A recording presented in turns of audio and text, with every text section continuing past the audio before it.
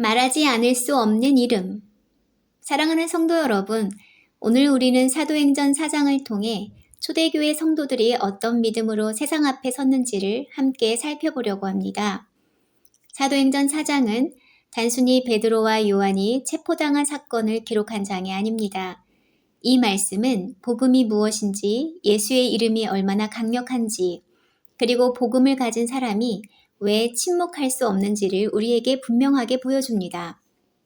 사도행전 3장에서 베드로와 요한은 성전 미문에서 나면서부터 걷지 못하던 사람을 예수 그리스도의 이름으로 일으켜 세웠습니다.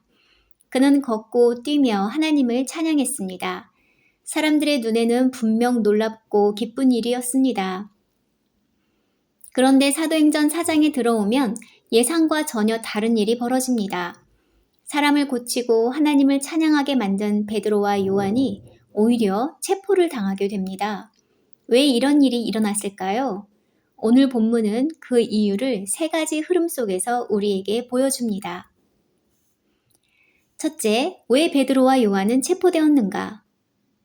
베드로와 요한이 체포된 이유는 겉으로 보기에는 병든 사람을 고쳤기 때문처럼 보일 수 있습니다.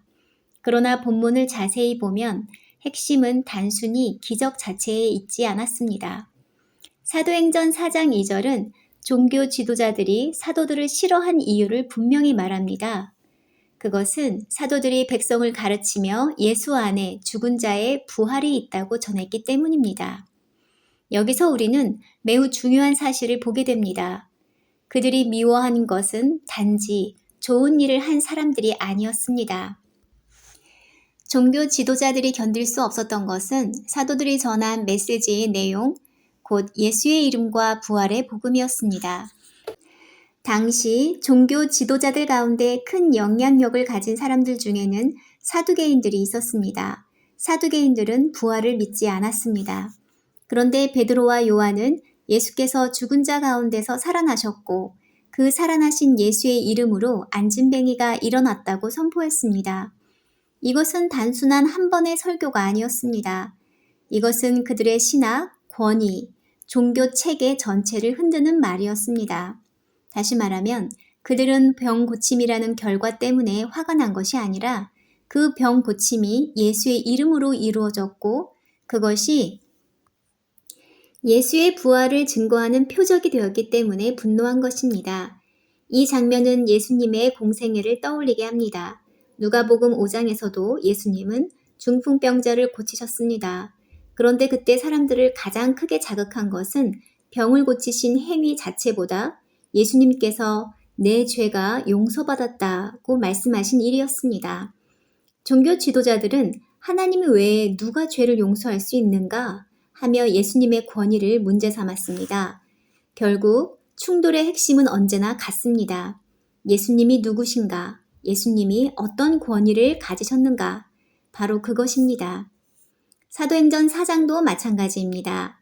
종교 지도자들은 예수님의 권위를 인정하고 싶지 않았습니다. 예수님은 이미 십자가에서 제거되었다고 생각했는데 이제 그의 제자들이 다시 나타나 예수가 살아계신다. 예수의 이름으로 사람이 고침을 받는다. 예수 안에 부활이 있다. 고 외치니 그들에게 이것은 참을 수 없는 일이었습니다. 사랑하는 여러분, 복음은 언제나 사람들에게 환영만 받는 메시지가 아닙니다. 왜냐하면 복음은 단지 위로의 말이 아니라 하나님께서 예수 그리스도를 통해 세상을 통치하신다는 선언이기 때문입니다. 복음은 사람의 자존심을 건드리고 거짓된 안전을 무너뜨리고 잘못된 신념을 흔듭니다. 그래서 예수님의 시대에도 사도들의 시대에도 그리고 오늘날에도 복음은 저항을 받습니다. 그러나 우리가 기억해야 할 것은 복음이 거부당한다고 해서 복음이 틀린 것이 아니라는 사실입니다. 오히려 진짜 복음이기 때문에 세상과 충돌하는 것입니다. 두 번째, 무슨 권세와 누구의 이름으로 하였는가? 종교 지도자들은 베드로와 요한을 공회 가운데 세우고 묻습니다. 너희가 무슨 권세와 누구의 이름으로 이 일을 하였느냐? 이 질문은 단순한 호기심이 아닙니다. 이것은 신문입니다. 너희는 도대체 누구를 믿고 이런 일을 하느냐? 누가 너희에게 이런 권한을 주었느냐? 하고 따지는 것입니다. 그때 베드로는 성령이 충만하여 담대하게 대답합니다. 그는 먼저 말합니다. 이 사람이 성한 몸으로 여러분 앞에 서 있는 것은 여러분이 십자가에 못 박아 죽였으나 하나님이 죽은 사람들 가운데서 살리신 나사렛 예수 그리스도의 이름으로 된 것입니다. 이 대답은 매우 분명합니다. 베드로는 기적의 원인을 자기 자신에게 돌리지 않습니다. 그는 우리의 능력 때문이 아닙니다. 우리의 경건 때문도 아닙니다. 오직 예수 그리스도의 이름 때문입니다. 라고 말한 것입니다. 이것이 초대교회의 중심 고백이었습니다. 사도들은 언제나 자신을 드러내지 않고 예수님을 드러냈습니다. 그리고 베드로는 곧이어 시편 118편의 말씀을 인용합니다. 너희 건축자들의 버린 돌이 집 모퉁이의 머릿돌이 되었다. 이 말씀은 매우 강한 의미를 담고 있습니다. 당시 종교 지도자들은 스스로를 이스라엘 공동체를 세워가는 영적 지도자, 말하자면 건축자라고 생각했습니다. 자신들이 무엇이 옳고 무엇이 틀린지를 판단할 수 있다고 믿었습니다. 그런데 베드로는 그들에게 이렇게 말하는 것입니다. 너희가 전문가라고 생각했지만 가장 중요한 돌을 버렸다. 너희가 쓸모없다고 버린 그 예수를 하나님께서 가장 중요한 머릿돌로 세우셨다. 여기서 머릿돌은 건물 전체를 지탱하고 방향을 결정하는 가장 중요한 돌입니다. 즉 예수님은 주변적인 존재가 아니라 모든 것의 중심이시라는 뜻입니다. 사람들이 예수를 버렸지만 하나님은 그 예수를 높이셨습니다. 사람들이 실패라고 여긴 십자가를 하나님은 구원의 길로 바꾸셨습니다. 이것이 복음의 역설입니다. 인간은 자기 판단으로 예수를 거절했지만 하나님은 바로 그 예수를 통해 구원의 길을 여셨습니다. 그러므로 구원은 사람의 종교적 열심이나 업적에 달려있지 않고 오직 하나님께서 세우신 예수 그리스도께 달려 있습니다. 그래서 베드로는 이어서 너무나 유명한 말씀을 선포합니다. 다른 이로서는 구원을 받을 수 없습니다. 사람 가운데 구원을 받을 만한 다른 이름을 우리에게 주신 일이 없습니다. 이것은 초대교회의 확고한 신앙 고백입니다. 구원은 여러 길 중 하나가 아닙니다. 구원은 오직 예수 그리스도 안에만 있습니다. 오늘날 사람들은 종종 말합니다. 꼭 예수만이어야 합니까? 다른 길도 있지 않습니까? 그러나 성경은 분명히 말합니다. 병든 사람을 일으키신 이름도 예수의 이름이고 죄인을 구원하시는 이름도 예수의 이름입니다. 죄와 사망의 문제를 해결하실 분은 오직 죽음을 이기시고 부활하신 예수 그리스도 뿐입니다. 또한 본문 13절은 종교 지도자들이 베드로와 요한을 보고 놀랐다고 말합니다. 왜 놀랐습니까? 그들이 학문 없는 범인, 곧 특별한 교육을 받은 엘리트가 아닌 평범한 사람이었기 때문입니다. 그런데도 그들의 말에는 확신이 있었고 논리가 있었고 담대함이 있었습니다. 종교 지도자들은 그것을 보고 놀랐습니다. 이것은 매우 큰 위로가 됩니다. 하나님은 꼭 세상적으로 많이 배운 사람만 사용하시는 것이 아닙니다. 하나님은 성령으로 충만한 사람을 사용하십니다. 세상 기준으로 평범한 사람도 예수님과 함께 있고 성령으로 충만하면 담대하게 진리를 증거할 수 있습니다. 중요한 것은 인간의 조건이 아니라 하나님과의 관계입니다.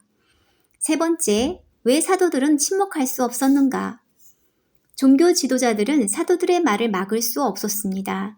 이미 고침받은 사람이 그들 앞에 서 있었기 때문입니다. 눈앞에 분명한 증거가 있으니 기적 자체를 부인할 수는 없었습니다.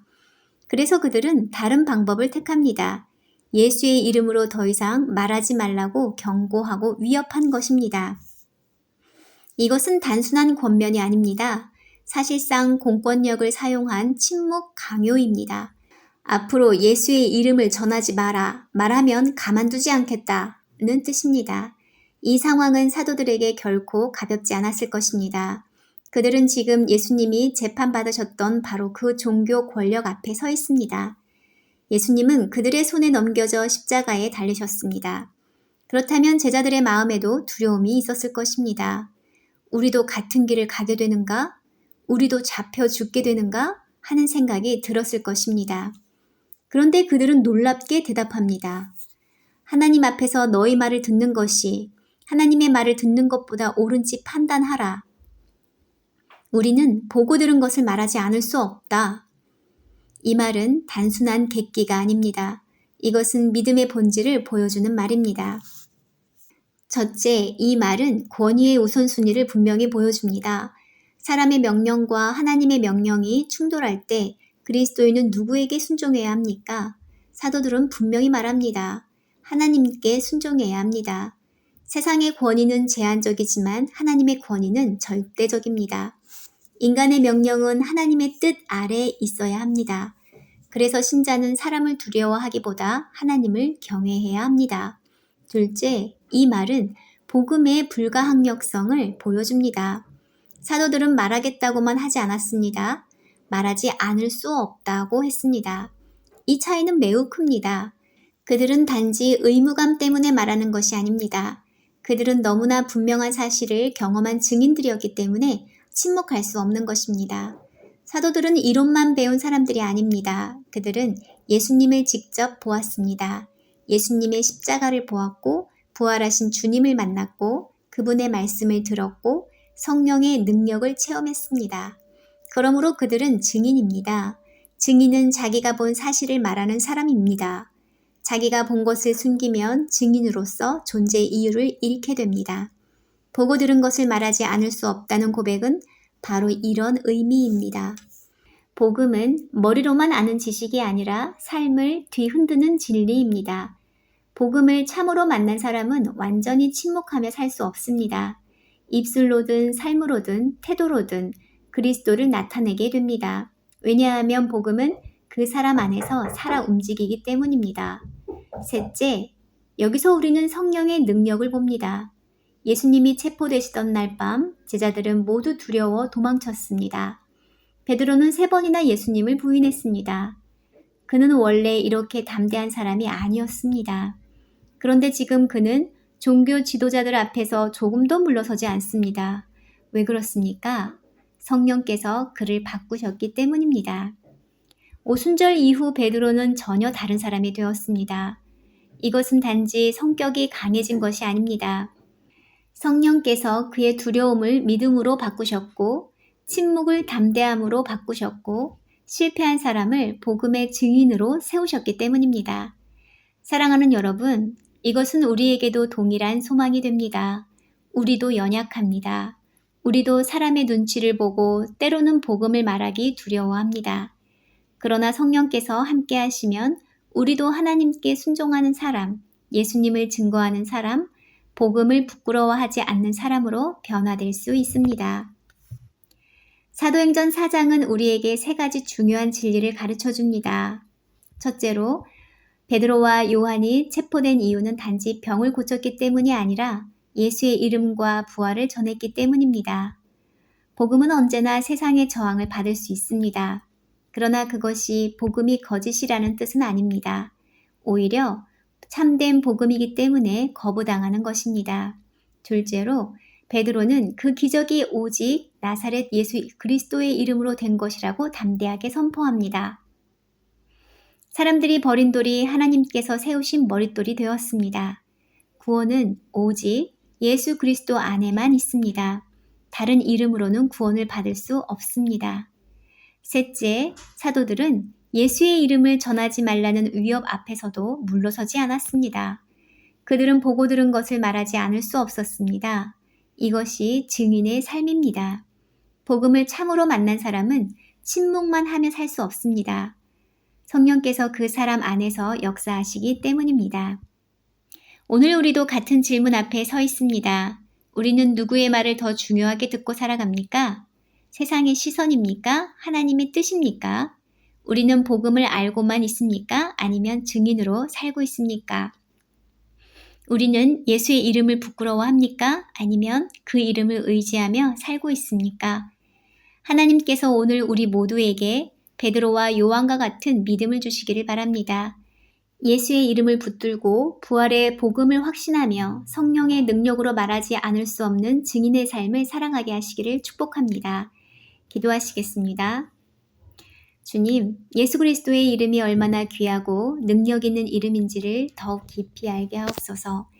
세상의 반대와 두려움 앞에서도 부활의 복음을 부끄러워하지 않기를 원합니다. 오직 예수만이 구원자이심을 확신하며 담대히 증거하는 믿음을 주옵소서.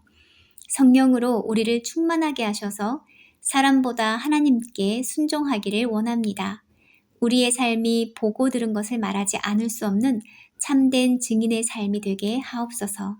예수님의 이름으로 기도드립니다. 아멘.